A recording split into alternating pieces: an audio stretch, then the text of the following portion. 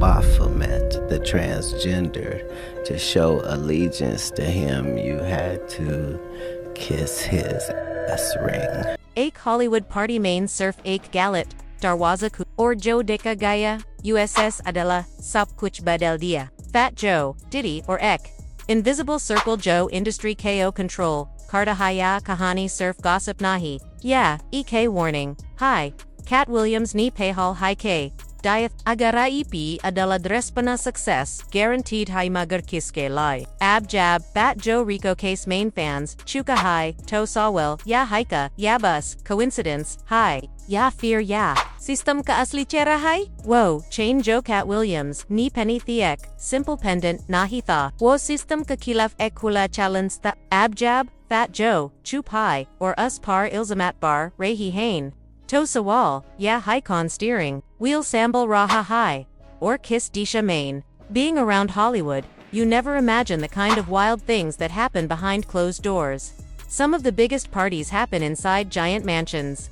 The entire place feels like one huge event, but in reality, each little room has its own secret party. I had not been famous for long, so at first, I was just excited to be there, but it only takes one wrong turn to see something you were not supposed to see. And, honestly, I believe there is a powerful gay circle in the hip-hop industry. I am not talking about the rappers, this goes deeper. I mean the editors at major magazines, the people who control radio stations, the ones with real power behind the scenes. Even Fat Joe once laughed and said out loud, "The gay mafia runs hip-hop." At the time, people brushed it off. But now, he is caught in a major federal RICO lawsuit, accused of being part of a disturbing cult involving minors, blackmail, hidden cameras, and forced acts, things that sound a lot like the stories coming out about Diddy.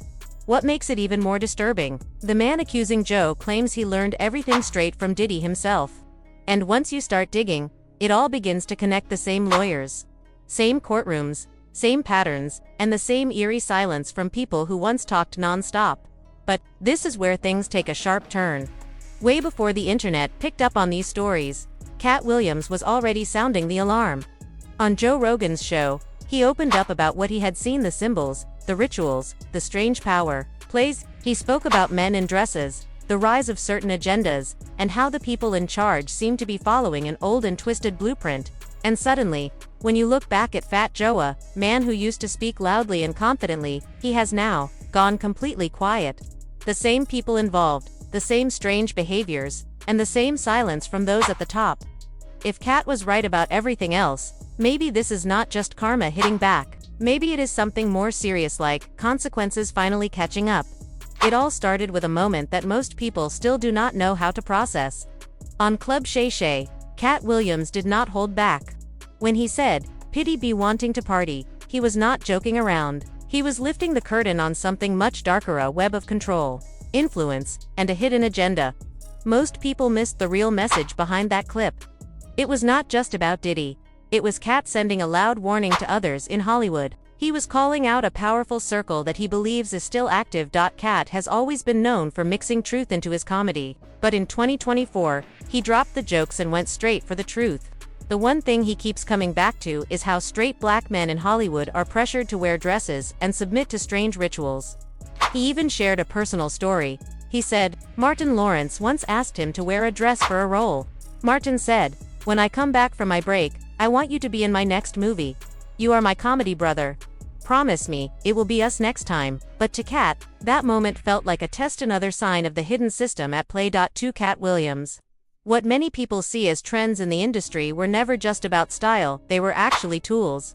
He saw them as tests, rituals meant to break people down and rebuild them into something the system could control. He watched too many of his peers turn into puppets. They would all say the same thing later: "I would never wear a dress." Then, when the offer came, they put it on. Afterward they would say, "It was my choice." But Katt always pointed out, they only made that choice after someone placed the dress in front of them. Now rewind to 2011. Fat Joe was sitting on VladTV.com but saying something shockingly honest: "The hip-hop world is probably owned by gay people." To be real with you, he was not talking about rappers, but the real power players: editors, program directors, the ones who run award shows and control careers. He said, "This is the gay mafia." Back then, people laughed it off, thinking Joe was just being reckless. But today, that same Fat Joe is caught in a federal RICO case facing claims of running a disturbing cult involving minors, hidden cameras, and blackmail. No one is laughing now. And maybe the thing that triggered it all was what Joe said himself. They are in power, so why wouldn't someone come out and say I'm gay and get that kind of love? Look at Lady Gaga, whether she's gay or not, she runs with that crowd and she's winning. He compared it to rap, saying, we all got someone gay in our families, so why hide it? If you're gay, rep your set. At the time, Joe was still a legend untouchable in the Bronx. But that interview marked a turning point, and Katt Williams noticed. Katt later confirmed what many only whispered about. There is an invisible ceiling in entertainment, a gatekeeping system. You do not move forward unless you follow certain unspoken rules. And this so-called gay mafia is not about being gay, it is about loyalty, silence, and control. It is about who can dig up your secrets and who owns your voice after that. Fat Joe even said, some of these guys, I don't think they're gay, but now they're painting their nails, carrying designer bags. That's just the direction things are going. He tried to say it was about style, but his honesty put a big target on his back. This is where it all starts to get darker. For years, people brushed off Katt Williams' comments about Hollywood rituals as just wild conspiracy theories. But if you start connecting his past interviews, a pattern shows up. Talk about Baphomet symbols, the push to replace masculinity with femininity, and how outer transformation is often used as a tool of control. And strangely, even Fat Joe, the man who once warned about this, ended up being embraced by the very world he used to question, but not in a natural way. It felt more like he gave in. Now let us go back to Katt. Something unusual stood out during his appearance on Club Shay Shay. Around his neck, he wore a pendant shaped like a ship's wheel. That was not just a stylish chain, it had deep meaning. The ship's helm is an ancient symbol. It stands for guidance, control, and steering your life in the right direction, even in stormy times. In Buddhism, it is linked to the wheel of Dharma, symbol of right purpose, right actions, and choosing truth over comfort. So when Katt wore that symbol, he was not just accessorizing, he was making a statement. I am steering my own ship. I will not let this system drive me off course. That moment had spiritual weight, especially for those who see the world as being in the middle of a deeper battle, one not just of power, but of spirit. Then, on Joe Rogan's podcast, Katt made a bold prediction. He said the trans agenda would not just be about inclusion or politics, it would be pushed into every media outlet in a way that caused confusion, not clarity. He said it was not about whether people liked the rituals. It was about whether those rituals worked, and he challenged us to look at things differently. People always mocked him for bringing up dresses, but he was asking a deeper question. Have you ever seen anyone in Hollywood wear a dress and not succeed afterward? For Katt, that was not a coincidence. That was the definition of a action that transforms identity, gains favor with gatekeepers, and reinforces control. And if you see it that way, the patterns are hard to ignore. Katt Williams did not claim to be some kind of prophet. He just paid attention. He had seen enough to recognize that history repeats itself. The first time he came across the word transgender, it was not in a political or personal setting, was through the image of Baphomet, a symbol known for combining male and female traits. To Katt, that was not just a strange statue. It stood for the removal of natural order, a merging of opposites, used in rituals meant to confuse and control. He talked about how showing loyalty to Baphomet in those dark rituals meant doing disturbing things like kissing a symbolic ring. Both the rise of transgender visibility and the idea of calling people the GOAT, greatest of all time, or sheep, became trends, and Katt believed those symbols were connected. To him, it was not random, it was a carefully crafted pattern, and he believed that behind it was a hidden power group, a gay cabal that controlled who wins and who gets silenced. Now think about Fat Joe again. Years ago, he was loud and unfiltered when talking about gay influence in the music industry. Suddenly, he went quiet. He started showing up at political events, aligning himself with powerful names, and then got hit with lawsuits that sound way too familiar. It feels less like a random turn of events, and more like punishment. Katt never directly said Joe's name, but his message was clear: speak out about the system, and the system will handle you now. Fat Joe is at the center of a $20 million federal RICO lawsuit. He is accused of everything from underage sex to emotional abuse and blackmail. The man suing him, Terrence Todd Dixon, was not just some stranger. He was Joe's hype man. assistant, and business partner for years. The allegations include serious claims like forced labor, fraud, sexual manipulation, and psychological pressure. Fat Joe's legal team said this was just a distraction from a separate lawsuit Joe filed first. But when you read the documents, it paints a darker picture. The suit describes how Joe allegedly controlled people using fear, kept his public image clean while doing disturbing things behind closed doors, and made sure nothing leaked by using constant surveillance. This was not just reckless behavior, it was about control through fear. And the wildest part, Katt Williams had already warned us. The deeper you look, the more the lawsuit against Joe reads like a repeat of Diddy's case. Both are structured under the RICO Act, the same law used to bring down mafia bosses. That law is not for minor issues, it is for criminal networks. So the real question becomes, why are celebrity empires now being treated like criminal organizations? Maybe because they are starting to look like them. Dixon claims that Fat Joe built a hidden network using fake companies, loyal artists, and employees to do shady things, stealing money, intimidating people, emotionally breaking them down, and lying to the public. If that sounds familiar, it should. Diddy's accusers, including Cassie, Rodney, Lil Rod Jones, and Don Montgomery, described nearly the same setup. Lil Rod said Diddy used money and gifts to control him, even deciding where he lived.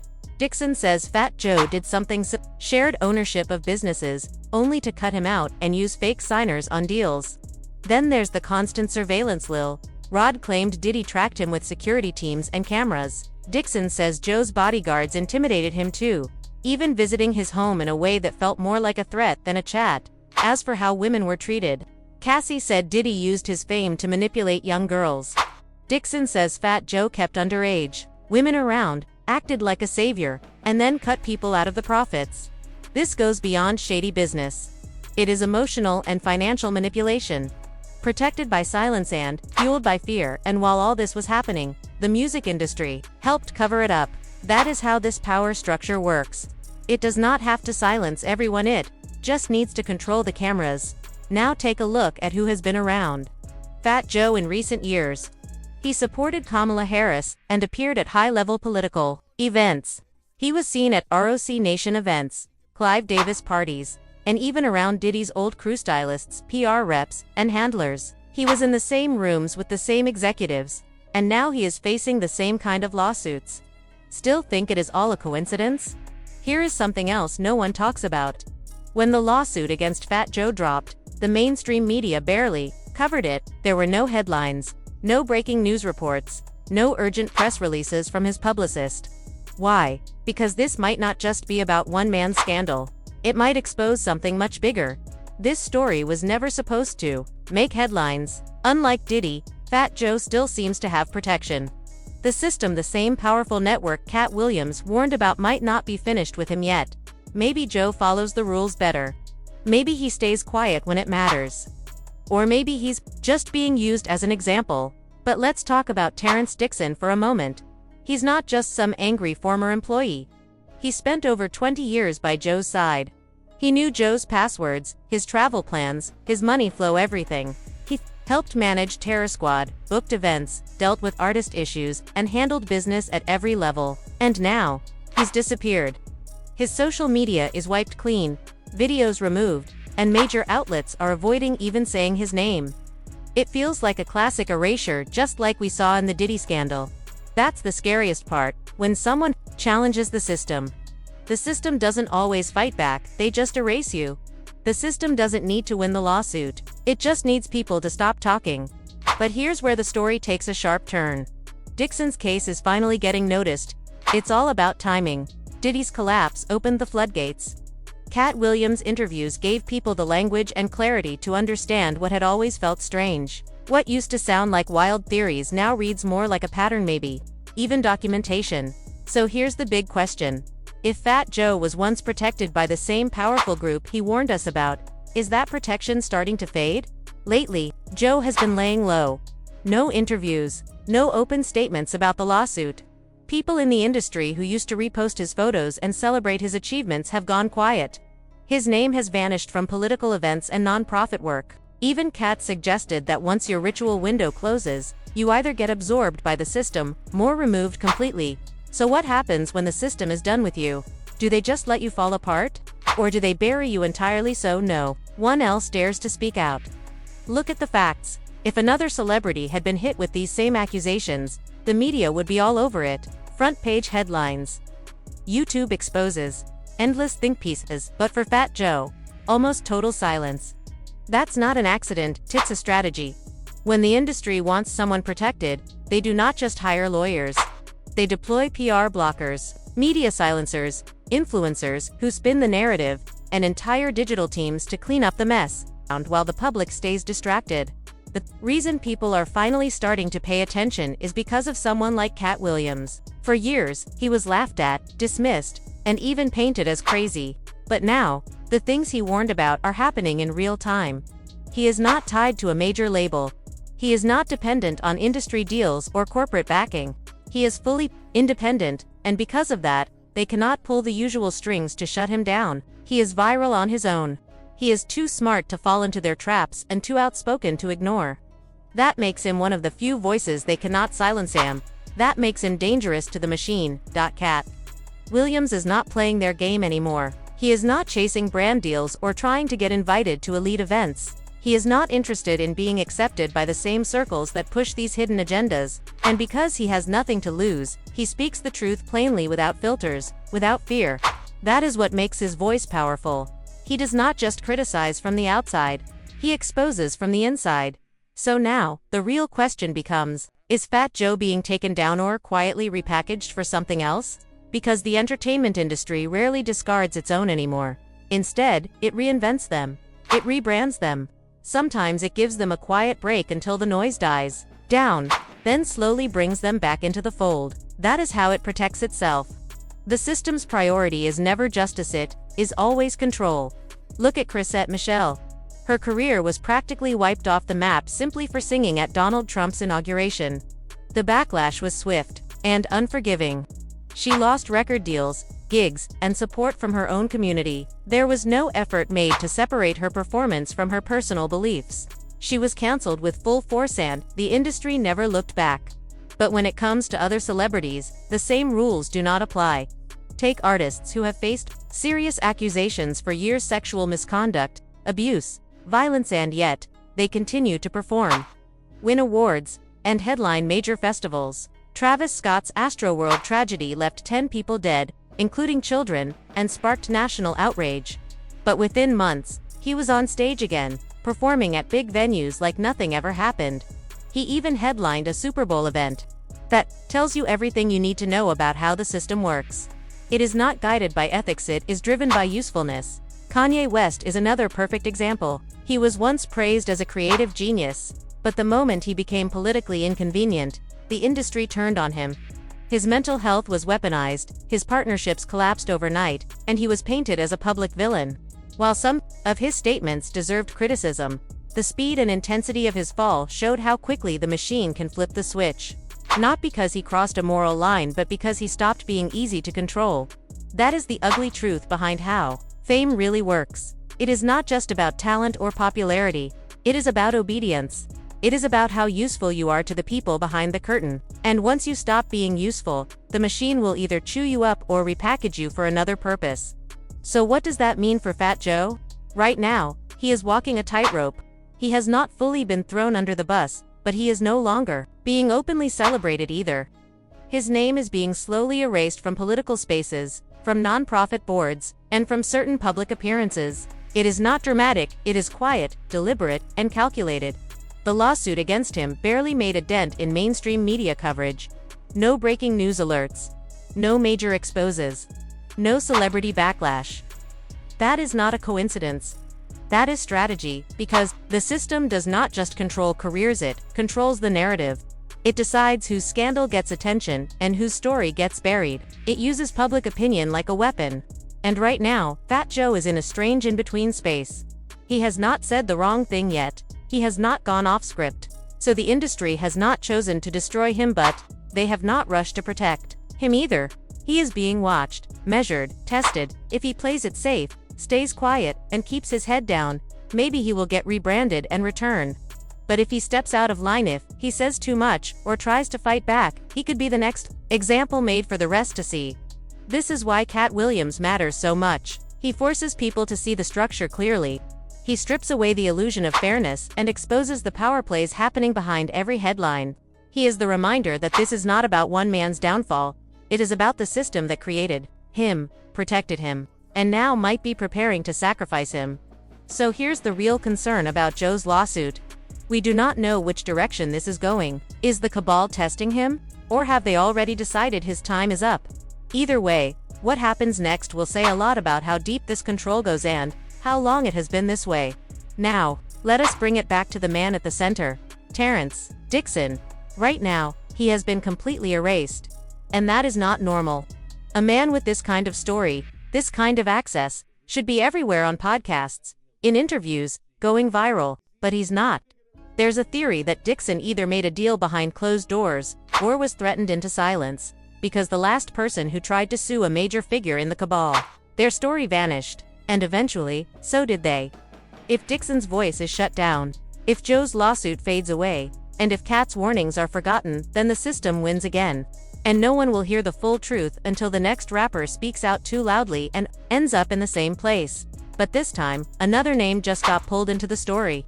And unlike Joe, this one is not staying silent. They are speaking on camera. And what they are revealing might expose something even deeper. Something that could finally break the silence wide open.